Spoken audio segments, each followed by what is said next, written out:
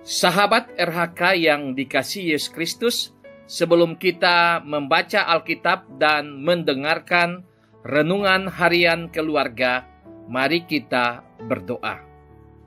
Ya Tuhan, saat ini kami hendak merenungkan firman-Mu. Tolonglah kami untuk dapat melayani sesama kami dengan suara hati yang jernih, agar kasih kami kepada mereka menjadi nyata sesuai petunjuk firman-Mu. Amin. Pembacaan Alkitab hari ini, Selasa 21 Maret 2023, terambil dalam Injil Markus pasal 14 ayat 45 sampai 46. Injil Markus pasal 14 ayat 45 sampai 46. Dan ketika ia sampai di situ, ia segera maju mendapatkan Yesus dan berkata, "Rabi," lalu mencium dia. Maka mereka memegang Yesus dan menangkapnya. Judul RHK kali ini, Ciuman Pengkhianatan Seorang Sahabat. Keluarga Kristen yang dikasihi dan diberkati Tuhan Yesus, Yudas Iskariot memainkan peranannya dengan begitu baik. Dia begitu menghayati perannya. Itu nyata pada saat yang tepat ia maju dan kemudian menyapa Yesus dengan sebutan Rabi atau guru. Tanpa merasa terbeban menjual gurunya, dia mencium Yesus Kristus. Menurut tradisi pada masa itu, mencium menandakan hubungan yang akrab dan sebagai tanda salam, suatu perbuatan yang menunjukkan tanda kasih seseorang kepada temannya. Setelah mencium, maka prajurit yang bersama dengan dia langsung menangkap Yesus Kristus. Keluarga Kristen yang dikasihi dan diberkati Tuhan Yesus, Yudas Iskariot adalah sahabat yang selalu bersama, baik dalam susah maupun senang. Seorang murid yang dipanggil untuk melakukan pelayanan secara bersama, namun pada akhirnya mengkhianati sang guru.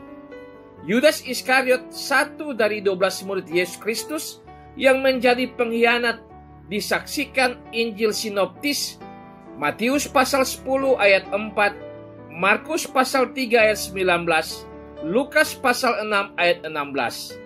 Bahkan dalam Injil Matius 26 ayat 25 tertulis, Yudas yang hendak menyerahkan dia itu menjawab, "Bukan aku, ya Rabi."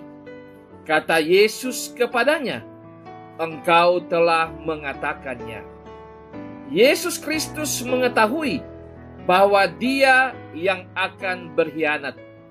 Sahabat yang dekat dengannya, seperti perkataan Yesus, "Orang itu ialah salah seorang dari kamu yang 12 ini. Dia yang mencelupkan roti ke dalam satu pinggan dengan aku." Pasal 14 ayat 20. Kalimat mencelupkan roti ke dalam satu pinggan hendak menunjukkan bahwa Yudas Iskariot sangat dekat dengan Yesus Kristus.